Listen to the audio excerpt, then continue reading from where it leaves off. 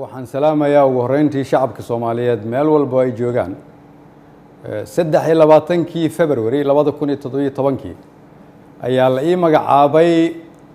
xilka ra'iisul wasaarenimada qiyaastii 1247 maalmood ayaa ka soo wareegtay muddadaas 3 sano iyo barka ah waxaan dalka Soomaaliyeed ugu adeegayay daacadnimo karti iyo hufnaan anigoo aaminsan inay ahayd waajib dalkayga iyo dadkayga ka saaran muddadaas xukuumadda iyo aniguba waxaan ku guuleysanay howlo waaweyn waxaa ka mid ahaa inaan dib u habeyn ballaaran oo dhaxalgal ah ku samayno ciidamada qaranka oo maanta soo gaaray meel ay u diyaarsan yihiin inay la wareegaan amniga guud ee dalka inaan dib u habeyn ballaaran ku samaynay nidaamka maaliyadda dalkeenna oo dunidu noo soo istaagtay soo celinay kalsoonidii uu caalamku nagu qabay kuna qabay hay'adaheena dhaqaale oo inoo saamaxday in laynaga cafiyo deyn lagu lahaa dalkeenna muddo dheer dadaalkaasi waxa uu ku dhacay soo jeed iyo iyadoo la geliyey waqti badan waxaan la dagaalanay musuqmaasuqa waxaan gudbinay shuruucdii ugu badnaa ee xukuumadda ay gudbiso waxaan ku guuleysanay mushaarka shaqaalaha bixinteeda iyo mushaarka ciidanka oo bil walba laga soo bilaabo Janaayo 2017 uu qof waliba qaatay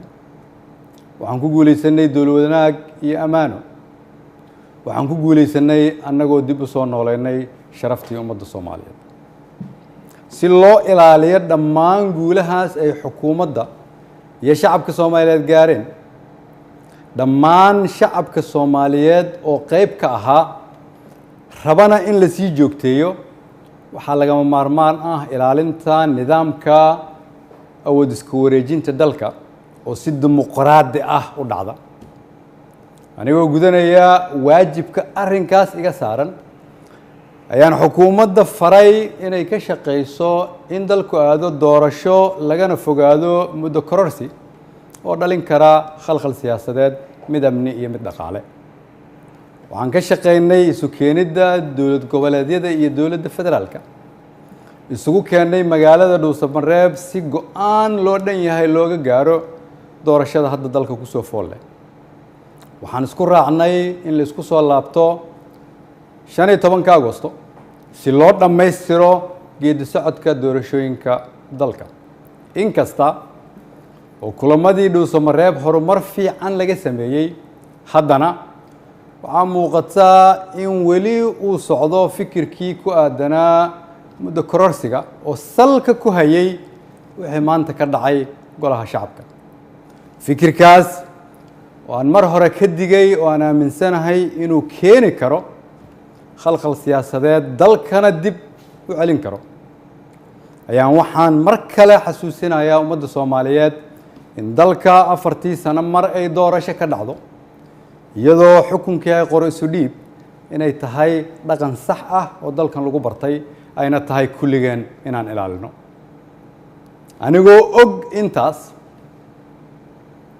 anigoo og in wixii maanta golaha shacabka ka dhacay ay ahaayeen sharci darro aan loo marin habraacii saxda ahaa ee xilka qaadis xukuumadeed anigoo og inaanay ku jirin ajandaha anigoo og inaan laga doodin anigoo og inaan loo codayn anigoo og inaanay waafaqsanayn dastuurka iyo shuruucda dalka haddana waxaan go'aansaday inaan anigu ummadda Soomaaliyeed u noqdo tusaale oo aan iska casilo xilka aan ummadda Soomaaliyeed u hayay anigoo dhowraya midnimada dalka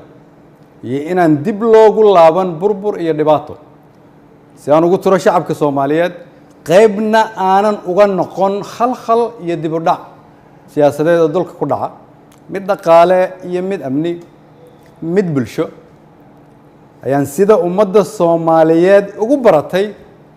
waxaan u noqonayaa tusaale inaanan marna halkan xukun u joogin laakiin aan u joogay inaan shacabka Soomaaliyeed u adeego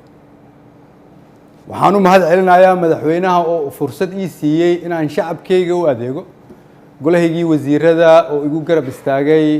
inaan dalkan samata bixino shacabka Soomaaliyeed oo hiil iyo hooba ila garab taagnaa iina ogolaaday inaan soo hor istaago oo aan u shaqeeyo mar walbana garabkayga taagnaa iina hiiliyay waxaan u mahadcelinayaa saaxiibada Soomaaliya oo xilliyo adag iyaguna na soo garab istaagay ummadda Soomaaliyeed waxaan u rajaynayaa barwaaqo dalkan rajo ayaan ka leenahay kulligeen dalka ayaa kulligeen inaga weyn cid waliba waa inay aqbashaa in dalka loo turo maanta waa maalinteydii aniga ayaa u turay dalka shacabka Soomaaliyeed meel walba ay joogaan waxaan leeyahay waxaan idinkugu adeegay awooddii ugu sarreysay oo aan awoodo haddii ay wax iga khaldameen waxaan idin weydiinayaa inaad cafisaan wassalaamu calaykum waraxmatullahi wabarakatuh